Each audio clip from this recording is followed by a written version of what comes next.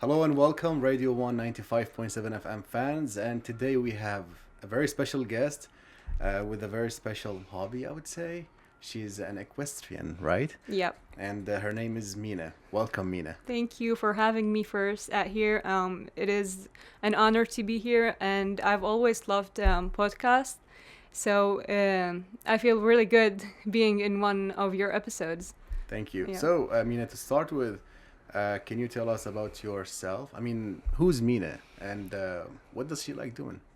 Okay, so as you said, I'm an equestrian, and I'm also an artist. I paint paintings, and I'm in second stage in pharmacy college, and I love horses.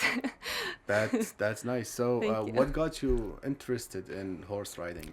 Okay, so since I was a kid, I really loved horses. Like normal girls would just want Barbies and dolls and stuff. No, I just wanted horses. If you see my room when I was a kid, the walls have horses, the sheets have horses, on the counter, everything. Like my grandma, when she get me something, if it's not a horse, I don't want it. Like, take it away. I just loved horses. I watched cartoons and movies. I still watch to this day. Like, for example, the movie Spirit. And Black Beauty. There is a horse at the stables. I get the honor to name her, and I named her Black Beauty after a movie. And the main character had a horse, which is a Frisian, was the same breed, and I named her after the movie because it's really special to me. Nice. So, horses. Yeah. You've been interested in like horses and riding horses since you were a kid. Yeah. Now, has that interest become like a sport, a profession, or is it just still like an interest or maybe just a hobby? Okay, so it started like a hobby, and I got more into it. My family got more into it, and I got into the national team of Iraq, show jumping. Yeah, so it is really good. I'm still training and development every single day, and inshallah I will be competing in other Nice. countries. So, are we talking about like horse races or the tricks that you do with horses? So my main thing in riding is show jumping. I'm in the show jumping team. Yeah, exactly. That We don't was really. the term that I was looking Yeah, for. it is show jumping, and I do some training. Kind of. I do some liberty with the Black Beauty. I'm training her right now. I'm trying to learn with her. We're learning together. She is really young. She's 6 years old, and 6 years old. yeah, she is 6 years And old. that's considered young for Yeah, a horse. yep, it is like kind of young. So the horse's age, you can multiply it by 3.5 if you want it as human. Like, Okay. yeah. So I think she's 18, kind of. If we So consider she's a the teenager now. yeah, she is a teenager. That's cool. Now you see, I'm really interested like in horses too. But the thing is, like, I'm kind of heavy, and Yeah. I have contacted like some like people, and they all said the same thing. They said that horses cannot like bear more than like 90 kilograms. Is that true? It is true, but if we calculate it like in science, you have to be you and the tack, which is the saddle and the other stuff. You have to weight 20% of the horse weight. Okay, so if that is okay, the horse is fine. Like some horses are bigger than others, some horses can carry heavier things than others, and so on. But as an average, we say 85 kilograms. Maximum 85. 90. Yeah, maximum 90. But maybe one day I'll Maybe find one like day. a big one. I don't There's know. a lot of big horses. The horse I jump on, his name is Cello. As you can see by his name, he is really big. He I is see. 17 hands. He is 17 really tall, hands. considered really tall. Yep. Okay. So he can carry more weight than other horses. Like, for example, Arabian horses are small, right. like tiny, They're kind of. agile. Yeah, exactly. Okay, that's nice. Now, what about connecting or building like a connection with your? You said like a horse, your Black Beauty. Black Beauty. Yeah. So the horsemanship with a horse, what I like about it is horses don't understand words. They cannot understand what you're saying, but they can see what you're doing. So there's no action. That is the beauty of it. That is what separates it from people. Okay, so you cannot just say, I will do this for you, I will do this for you, and never do it. No, they just see your actions and what you're doing. I see. So it is really awesome, and you have to spend time with them, like grooming, and other than training. Horses don't really like always riding. So when they see you come in, and the only thing you do with them is riding, they say, oh no, that's work, so they will hate you. I see. Yeah, you have to spend time with them. Like you give them treats, take them out on a walk, let them graze, so they will like trust you in the time. But isn't that like an expensive hobby? It is really, really expensive. The horses are really expensive. The equipment, the gear of the rider and the horse is really expensive.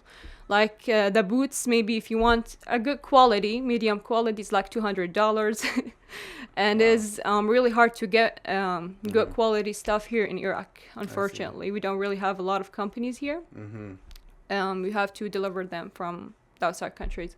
That's interesting. So do you go to different clubs, or is it like only one club? No, really. I've been to other clubs, مربط الأصيل, and but the main one is the Olympian Veterinarian, which is in the Jadriya.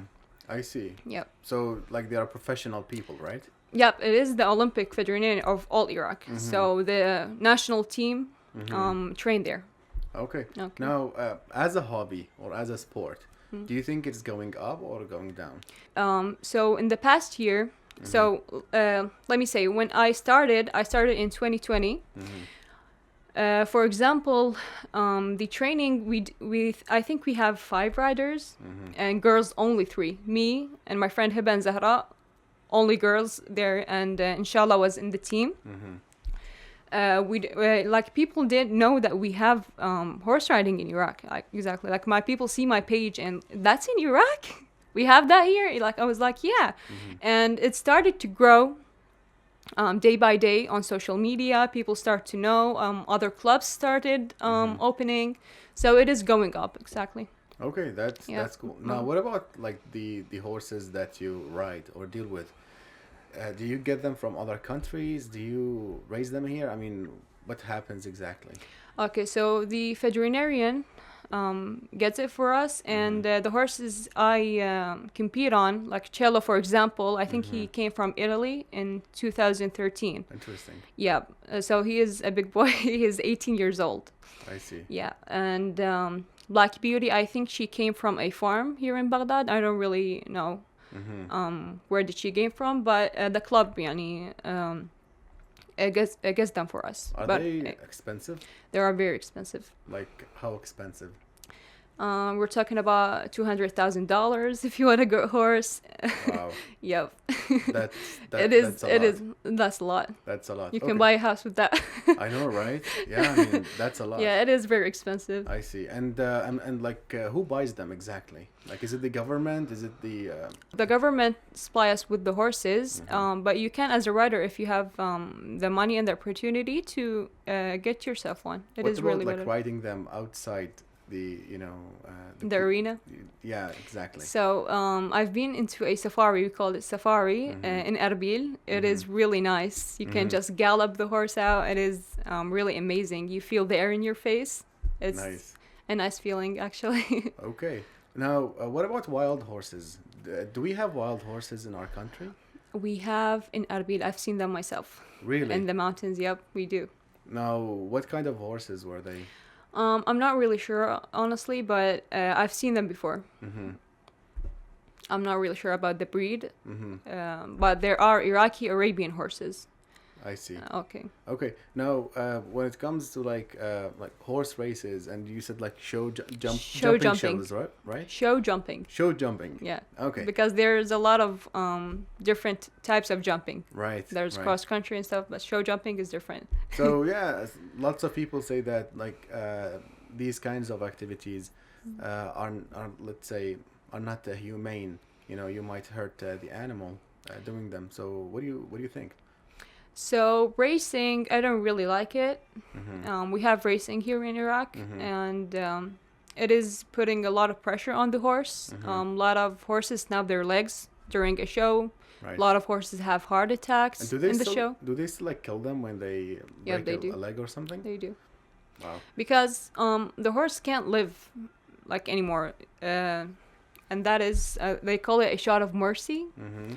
So because you can't repair their legs like humans, no, they're just be disabled the rest of their lives. So they kill them. Like That's tough. that is That's really tough. tough. Yeah. Okay. Now, one last thing. So, if someone wants to take up this sport or this hobby, what advice do you have for them? Okay, so a lot of people say I would like to ride horses, but I don't really have the time. Mm-hmm. And I will say no. You like 24 hours is a lot in a day. Like when I was in senior year here in Iraq, it is really important for students to go to college in the future. And I didn't really leave my training. I would go to training every day and go to my senior year classes. And I got a really good percent. I got 97, and I joined the team. So I just made myself a good schedule and stuck with it. I see. Yeah. I think it's all about passion, right? Exactly. It's all about passion. So now, what about like those big animals? Are they scary? They are a bit scary. They can run off. They can bark you off, and we have a lot of falls. They bite, right? They bite. Some horses bite. Some horses bite of like they playing with you kind of, I and some see. horses bite like they're scared and they're trying to hurt you really. Ever been bitten? I have. Okay. Like once I was doing an interview at the stables and I was standing by Cello. He ate my arm while I was talking. Wow. I didn't say a word. Bad boy. Yeah, it is. Well, Mina, thank you so much. That was amazing. Thank you so much for having me. We hope to see you again soon. Inshallah. Thank you.